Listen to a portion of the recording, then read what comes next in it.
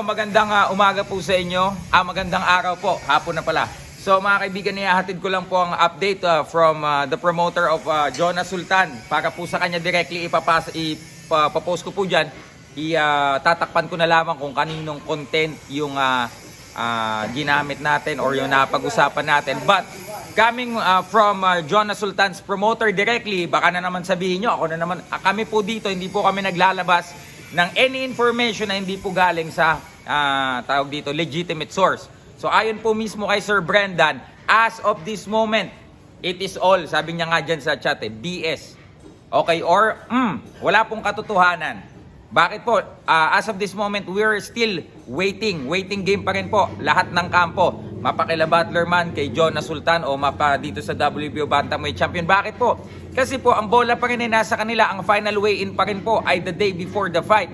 So, no one can say kung ano po ang mangyayari. So, Jonas Sultan is still, Jonas Sultan needs to be ready pa rin. No? Hindi po pwedeng iset na dito sa kalaban nito. Tapos sila na, hindi nga, ang purpose niya nga dun po is talagang ready replacement for or if anything happens dun sa final weigh-in na magaganap. Ngayon po may mga lumabas na artikulo, hindi lang isa, hindi lang dalawa, hindi lang tatlo, mga kaibigan din natin sa vlogging industry sa YouTube po, no, sa Facebook. So, nakita po yun ni Sir Brendan at pinasinungalingan niya po ito. Si Sir Brendan Gibbons po ang CEO ng Viva Promotions na may hawak po kay Jonas Sultan na siya ding tatayong all around, including bilang trainer ni Jonas sa UK po ngayon.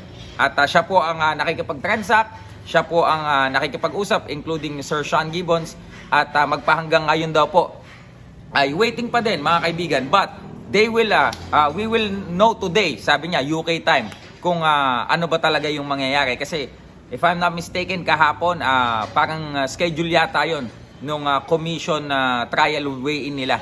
So, everything went well in the part of Jonas Sultan. Hindi po natin alam kung sa iba ay tawag dito kung ano pong nangyari. But yun lamang po, para lamang masagot yung ilang katanungan. May kalaban na ba? Kung may kalaban, sino? At kanino galing ito?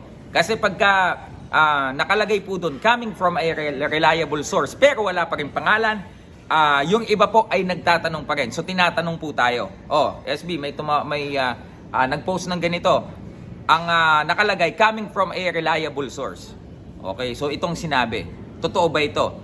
Pero pag sinabi mong, as per Jonas Sultan himself, he will be fighting in the undercard. Yun, ano yun? Known mo yung source. As per Brendan Gibbons, he will be ganito. As per Sean Gibbons, as per WBO, as per BBB of C. So yun, determined mo kung ano talaga or kung sino yung source mo. Pero pagka reliable source, medyo kulang pa din po yun. So yung mga ibang kasamahan po nating vlogger na talaga nag-double check pa rin, kudos sa inyo. But again, sabi nga nila Sir Sean, nila Sir Brendan, last resort po yun. Okay? If Jonas Sultan will be fighting in the undercard, last resort resort po yun. But ang pinaka main goal po, main focus kung bakit po nandoon si Jonas Sultan is to be the ready replacement if in case something will happen. So, just to clear things up again, hindi po tayo may sabi niyan. Galing po sa kanila, i-deliver po sa inyo. Kung ayaw nyo pong maniwala, kung taga-kabila kayo, wala po kami magagawa. But ito po ay ginagawa po namin, dinideliver po namin ang balita na to para po dun sa mga lehitimong boxing fans, dun po sa mga members ng aming community at sa lahat po ng mga content creator, mga journalist, mga kaibigan natin sa media na nag-aantay po ng update. Ayan, kita nyo na. Peace!